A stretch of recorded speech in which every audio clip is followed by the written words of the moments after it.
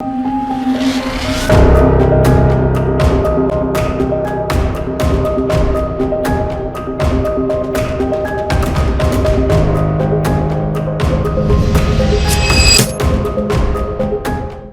हां, इलाहाबाद हाईकोर्ट की लखनऊ बेंच ने श्रावस्ती में सरकार की ओर से बंद किए गए 30 दीनी मदरसों को तुरंत खोलने का आदेश दिया है।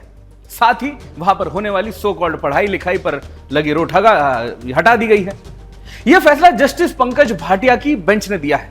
मदरसों की ओर से इस मामले की पैरवी जानते हैं कि किसने की है। जमीयत उलेमाए हिंद के अध्यक्ष मौलाना मसूद असद मदनी ने इसी की हिदायत पर नियुक्त वकीलों की टीम ने इसकी पैरवी की।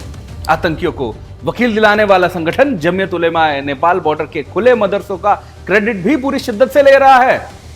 वो कहता है कि ये मदरसों की हिफाजत की जीत हुई है।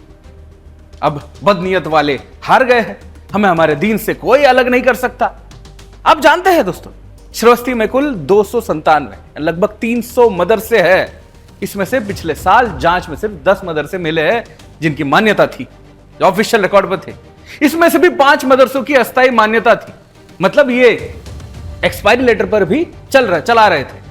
अब अल्पसंख्यक कल्याण अधिकारी जो पहले से ही भ्रष्टाचार में बागी है, उसने शासन को रिपोर्ट भेजी है कि मदरसे बंद करवा दिए गए, लेकिन कुछ ही दिनों के अंदर दोबारा अवैध तौर पर उसे खोल दिया गया है।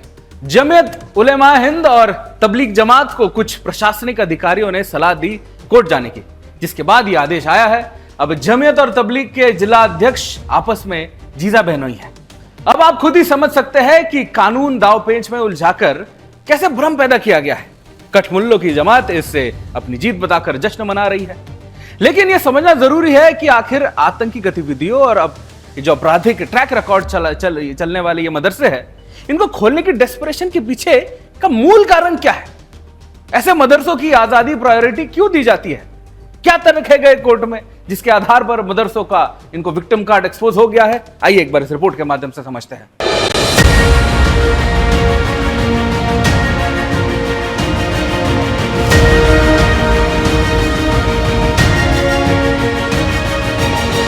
इलाहाबाद हाईकोर्ट की लखनऊ बेंच ने श्रावस्ती में सरकार की ओर से बंद किए गए 30 दीनी मदरसों को तुरंत खोलने का आदेश दिया है और शैक्षणिक गतिविधियों पर लगी रोक हटा दी है। लेकिन इलाहाबाद हाईकोर्ट की लखनऊ बेंच का ताज़ा आदेश समझ से परे है। कोर्ट ने श्रावस्ती के 30 मदरसों को दोबारा खोलने का निर्देश जारी कर दिया है। अब बड़ा सवाल यह है कि आखिर ऐसे मदरसों को खुलवाने की जरूरत क्यों आन पड़ी है, जिन पर लगातार गंभीर आरोप लगते रहे हैं। जहां देश विरोधी गतिविधियों की चर्चा होती हो, समाज को तोड़ने वाले बीज बोए जाते हों और महिलाओं के साथ दुर्व्यवहार के मामले सामने आते रहे हों, ऐसे मदरसों को क्यों खोला जा रहा है? जस्टिस पंकज भाटिया की सिंगल बेंच ने यह फैसला सुनाया है। प्रशासन ने पहले ही इन मदरसों को संदिग्ध गतिविधियों के चलते नोटिस देकर बंद करने की कार्रवाई की थी, जो कि जनता की सुरक्षा और कानून व्यवस्था के लिहाज से था। लेकिन अब इन्हें खोलने का आदेश दे दिया गया है। लेकिन कोर्ट ने यह कहते हुए सरकार को फटकार लगाई कि मदरसा संचालकों को अपनी बात रखने का मौका नहीं दिया गया। यहाँ सवाल खड़ा होता है कि क्या अदालत को देश और समाज की सुरक्षा से ज्यादा चिंता इन मदरसों की है? क्या माय लॉर्ड को ऐसे संस्थान प्रिय हैं जहाँ से समाज में जहर फैलता हो? अदालत ने सरकार के नियमों के अनुसार नया नोटिस देने की छूट तो दी है, मगर तब तक ये मदरसे खुले रहेंगे और संचालित होते रहेंगे। यानी वह जगह अब फिर से सक्रिय हो जाएगी जहां से बार बार गलत गतिविधियों की खबरें सामने आती रही हैं। महिलाओं और बच्चियों के साथ दुर्व्यवहार की खबरें भी निकल के बाहर आती रही हैं और यौन शोषण के मामले पहले भी सामने आ चुके हैं। क्या हाई कोर्ट यह भूल गया है कि कुछ मदरसों में दीनी तालीम के नाम पर ऐसी शिक्षा दी जाती है जो समाज को बांटती है और हिंदू मुस्लिम एकता को कमजोर करती है? कट्टरता और अलगाववाद को बढ़ावा मिलता है। यह फैसला ऐसे समय में आया है जब मदरसों पर राष्ट्र विरोधी गतिविधियों को बढ़ावा देने के आरोप लगातार सामने आते रहे हैं। उत्तर प्रदेश के अल्पसंख्यक कल्याण मंत्री ने स्वयं कहा था कि राष्ट्र विरोधी गतिविधियों से जुड़े मदरसों को बंद किया जाएगा। राष्ट्रीय बाल अधिकार संरक्षण आयोग NCPCR ने भी यह कहा है कि मदरसे बच्चों को उचित शिक्षा देने में असमर्थ हैं और उनके अधिकारों का हनन होता है। कोर्ट के इस फैसले का सरकार के वकीलों ने सख्त विरोध किया, लेकिन अदालत ने उनकी एक नहीं सुनी और साफ आदेश दे दिया कि बिना सुनवाई अब कोई मदरसा बंद नहीं किया जा सकता है। सवाल ये है, अगर सबूतों और सुरक्षा की चिंता को दरकिनार करके सिर्फ कागजी कार्रवाई और तकनीकी प्रक्रिया देखी जाएगी, तो क्या ऐसे फैसले समाज और देश के हित में होंगे या फिर देश को तोड़ने वाले होंगे? कोर्ट के आदेश के बाद मुस्लिम पक्ष इसे अपनी जीत बता रहा है। उनका कहना है कि यूपी सरकार ने अब तक जिन तथ्यों को आधार बनाकर कार्रवाई की गई थी वो अनुचित थी। आज उन्हें न्याय मिला है। आप खुद सुनिए क्या कहना है एक मौलवी का कोर्ट के आदेश पर। 27 अप्रैल को मदरसे को सील कर दिया गया था। फिर उसके बाद में हमें अल्पसंख्यक अधिकारी से नोटिस मिली और हमारा यह मदरसा सन 1974 30 अप्रैल 1974 देश के यहाँ से मान्यता है अस्थाई, यानी 51 बरस हो गए। इसको हमने हाई कोर्ट में चुनौती दिया। हाई कोर्ट का बहुत बहुत एहसान है। योगी सरकार का मकसद यही था कि अवैध मदरसे बंद हो, बेहतर शिक्षा मिले, मदरसों की आड़ में चल रही देश विरोधी गतिविधियां बंद हो। लेकिन हर बार विवाद हुआ, विरोध हुआ। यूपी में मदरसों को लेकर पहले भी विवाद हो चुका है। आपको यह बता दें कि यूपी में स्पेशल इन्वेस्टिगेशन टीम SIT की एक जांच में 13,000 मदरसे अवैध रूप से पाए गए थे। तब भी इन मदरसों को बंद करने की सिफारिश की गई थी। अवैध पाए गए ज्यादातर मदरसे भारत नेपाल बॉर्डर पर स्थित थे। अब यह जांच में पाया गया था कि काफी मदरसे ऐसे हैं जो हिसाब किताब का कोई ब्यौरा नहीं दे पाए। फिर SIT को आशंका थी कि इन मदरसों को निर्माण हवाला के जरिए जो धन मिल रहा है ये मिल सकता है। कई मदरसों को जो संचालक थे उन्होंने ये स्वीकार किया था कि इनका निर्माण खाड़ी देशों से मिले चंदे से किया गया है। अब बीते 25 साल में बहराइच, श्रावस्ती, महाराजगंज और सिद्धार्थनगर समेत कई जिलों में तेजी से मदरसे बने हैं। साल 2022 में राज्य सरकार ने मदरसों का सर्वे कराया था और इस सर्वे में करीब 7500 मदरसे बिना मान्यता के चलाते हुए पाए गए थे। मदरसे सरकारी सहायता का दुरुपयोग कर रहे हैं। कट्टरता की जड़ें यहां से जुड़ी है। मदरसों में चल रही आपराधिक गतिविधियां, हवाला और विदेशी फंडिंग का आरोप इन पर लगता रहा है। अब सवाल यही है कि मिलॉर्ड ने इन तथ्यों पर विचार क्यों नहीं किया, सोचा क्यों नहीं, यह पहले क्यों अनछुए रह गए थे, यह सोचने वाली बात है। इधर उधर की बातें छोड़ दीजिए, चलिए आपको थोड़ा फ्लैशबैक में लेकर चलते हैं। जरा इन मदरसों की असलियत दिखाते हैं आपको जो पूरे देश ने देखी है। याद कीजिए दोस्तों, मेरठ में एक मासूम बेटी जो मदरसा जाती थी, मौलवी उसे अंदर बुलाकर उसका हिजाब और बुरखा उतरवाकर उसके अंगों को सहलाता था। इस घटना के सामने आने के बाद मदरसों के अंदर चल रही आपराधिक घटनाओं का जो मकड़जाल वो खुलकर सबके सामने आया था। उस वक्त सच देखकर भी आरोपी के लिए पूरा समाज साथ खड़ा हुआ था। अब आप सोचिए कि इस मानसिकता को अब क्या नाम देंगे। इस घटना के बाद भी मुस्लिम समाज ने क्या मदरसों का बॉयकॉट किया है? सोचिए, क्यों नहीं किया? कोर्ट के मदरसे को इसे सील किया था, नहीं किया। उस वक्त मदरसे की पैरवी करने वालों को उस लड़की की पीड़ा क्यों नहीं दिखाई दी गई? चलिए आपको दिखाता है कि इस घटना में मौलवी ने जिस लड़की के साथ दुष्कर्म करने की कोशिश की थी उसे क्या बताया था। मेरे साथ कारी आदिल और कारी मकसूद ने बदतमीजी करी है। मुझे टॉर्चर करते हैं, मुझे रूम में बुलाकर बुर्का उतारने के लिए कहते हैं। मैं मना करती तो मुझे डराते हैं, कहते हैं अगर तू बुर्का नहीं उतारेगी तो तेरे साथ अच्छा नहीं होगा। मैं अपना बुर्का उतार देती तो अपने हाथ से मेरी बॉडी को पकड़ते। फिर मैंने जब से जाना बंद कर दिया, मेरे पेरेंट्स को मुझ पर शक हुआ। उन्होंने मुझसे पूछा, मैंने उन्हें सब बताया। तो वो हमारे स्कूल गए, उन्होंने कारी आदिल से बात करी तो कारी आदिल ने मेरे पापा को स्कूल से धक्के देकर निकाल दिया। ये कोई पहला मामला नहीं था। मदरसों में चल रहे अपराधों का कुछ ऐसे ही घटना सामने आई थी 2024 में। मुजफ्फरनगर के एक मदरसे में मौलाना की घिनौनी करतूत सामने आई थी। मदरसे का नाम था जमिया मोहम्मदिया इस्लाम। यहां भी एक मौलाना ने दीनी तालीम देने के आड़ में लड़की के साथ कुकर्म किया था। इस बार भी मुस्लिम कौम ने ना तो इस मौलाना को सजा देने की मांग की, ना सड़कों पर उतरे और उस मदरसे की जांच या सील करने की डिमांड की। यह दोगलापन नहीं तो क्या है दोस्तों? आप खुद सोचकर देखिए। अब मामला यही खत्म नहीं होता, बरेली आपको लिए चलते हैं। यहां पर मोहम्मद जुबैर रेप के आरोप में गिरफ्तार किया गया है। जुबैर मदरसा संचालक था। इसी के इशारे पर मदरसे में महिलाओं के साथ लगातार दुर्व्यवहार किया जाता था। दरअसल मोहम्मद जुबैर ने एक महिला टीचर को काम के बहाने मदरसे में बुलाया था। काफी देर तक जब युवती घर नहीं पहुंची तो घर वाले उसे ढूंढते हुए मदरसे तक पहुंच गए, जहां युवती बेहोश अवस्था में मिली थी।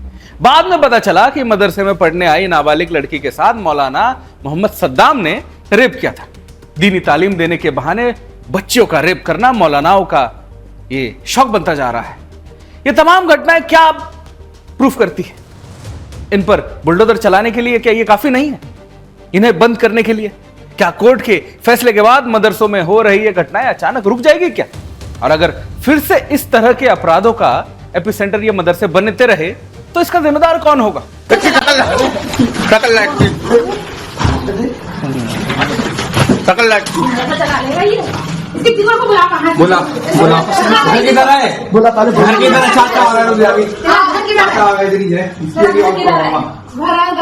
ऐसा मत करो, मैं सारे का मत करो, ऐसा मत करो, सारे लड़की से रहा है।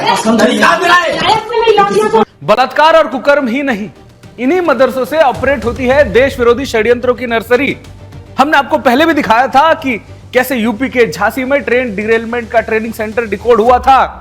झांसी में जिस मदरसा आतंकी मुफ्ती खालिद नदवी को एनआईए ने गिरफ्तार किया था, उसके लैपटॉप से पता चला कि वह मदरसा छात्रों को ट्रेन को जो पटरी थी उसे उतारने की ट्रेनिंग दे रहा था। झांसी क्षेत्र में 2 ट्रेन दुर्घटना भी हो चुकी थी। दरअसल लगातार रेलवे ट्रैक पर लोहे के रॉड, सिलेंडर, पत्थर रखकर, ऑब्स्टिकल रखकर ट्रेन पलटने की घटनाएं सामने आ रही थी। जांच पड़ताल के बाद तारे जुड़े झांसी के मदरसे के एक मौलाना के साथ। लेकिन जब एनआईए की टीम मौलाना को उठाने गई तो जमातियों ने एनआईए की टीम पर ही हमला कर दिया।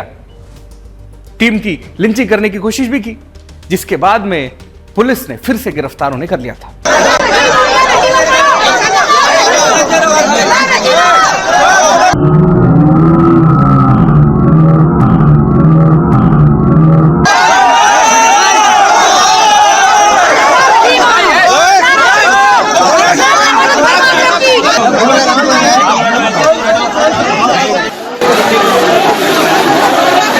शासन प्रशासन भी आपकी सहायता करने के लिए खड़ा है।